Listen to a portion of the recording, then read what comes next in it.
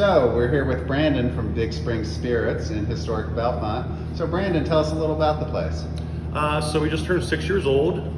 We're here in the Match Factory complex in Bellefonte. We make about 16 products: vodka, gin, a couple rums. Our most popular is a cream bourbon, and all our whiskeys are at least 5 years old and high proof at this point.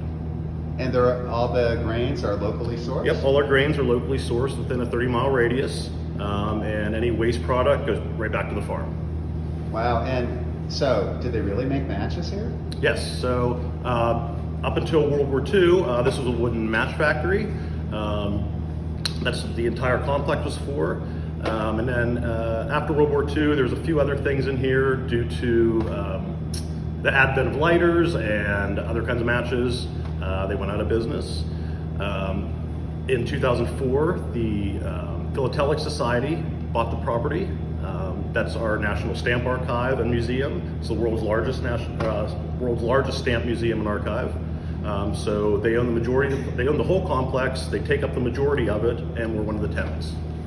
Cool. So you're gonna make a drink for us today. We're gonna make our Lavender Petal Pusher. This is one of the kits that we sell on our website. So if you go to our retail store, there's home kits, and then this is one of the choices. So I'll just go through our ingredients here to start. What's included? We have our gin. This is a London dry style gin.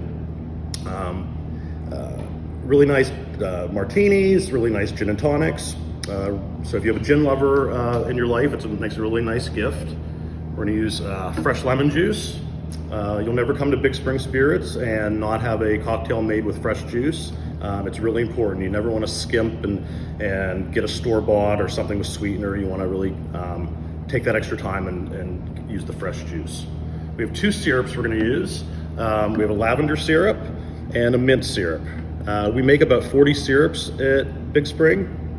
The rule with these, they're all equal parts sugar, water, and then we use all fresh ingredients. And if the ingredients aren't fresh, for instance, the lavender is a dried product.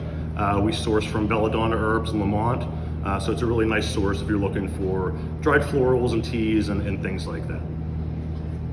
So Brandon, you developed this recipe yourself? Yeah, so I've been here since the beginning, and this is one of our originals. So, and that's the reason we did the kit. This is the most popular, and this was actually our most asked for kit, was the Petal Pusher. If you come in to dine or to drink, you have a choice of either lavender, rose, or hibiscus. But for this exercise, we're going to use the lavender because that's the most popular. All right, let's have some booze here. So, and this cocktail, I'm using a shaker, doing a traditional, bartending method.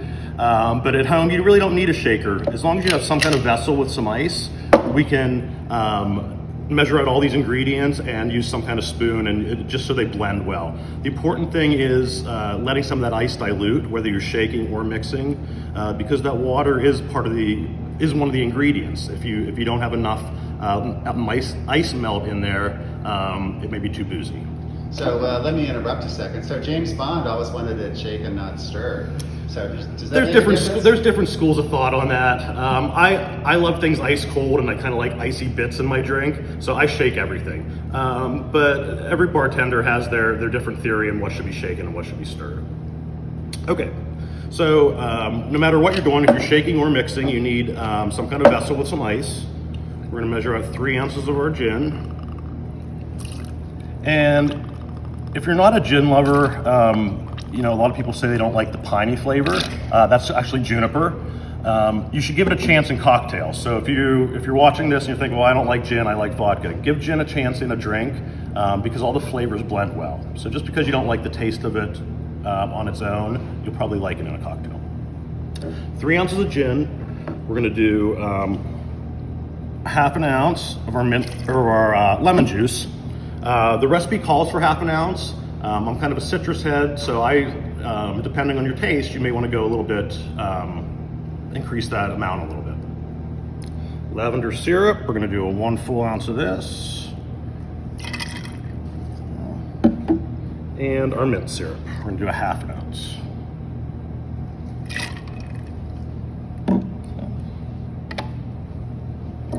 Then again, I'm going to shake this. So I'm putting my pint glass on my shaker. And the rule with shaking is you want to shake until your arm gets tired or you have some frost on the glass. Shake over your shoulder.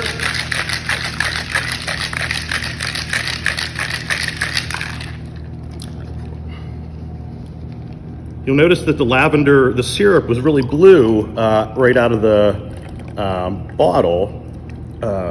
We actually use dried pea flour to give it a really nice purple color. It's a natural coloring. So when that pea flour reacts with the acid in the lemon juice, it mellows that blue to make it a really nice lavender. So then we garnish with a mint leaf. And that's it, that's lavender petal pusher.